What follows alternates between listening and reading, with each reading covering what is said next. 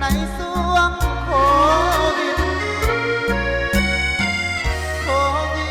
19พาเจ้าห่างไกลบ่เหลือเยื่อใย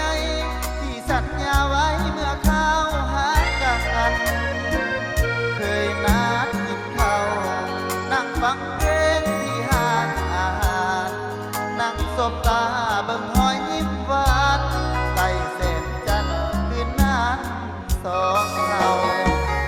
น้องมาบอกอายอย่าเสียดายน้องสิเอาผัวอยากมีครอบครัวสร้างฐานะกับคนหามาให้เขาพร้อมทุกอย่างอยากให้อายคอยไปให้ใจพบเธอนี้เป็นครั้งสุดท้ายน้องขอลาไปไปน้ำโควิดจงไปดีเถิดโควิดเจ้าอ้ายขอสมเสยเลี้ยงสลองขอจองโต๊ะกับเราผิดที่อ้ายเองที่บ่มียังน้องจึงเลือกเขาน้องลืมหมดแล้วคำเว้าเขาสัญญากันที่ค้านไม่เอง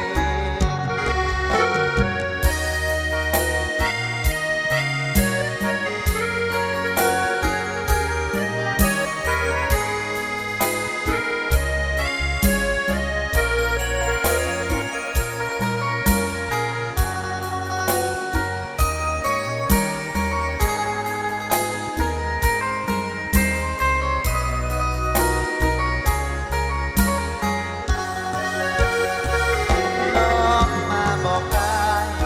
อย่าเสียดายน้องสิเอาผัวอยากมีครอบครัวสร้างฐานะกับคนหามาให้เขาพอ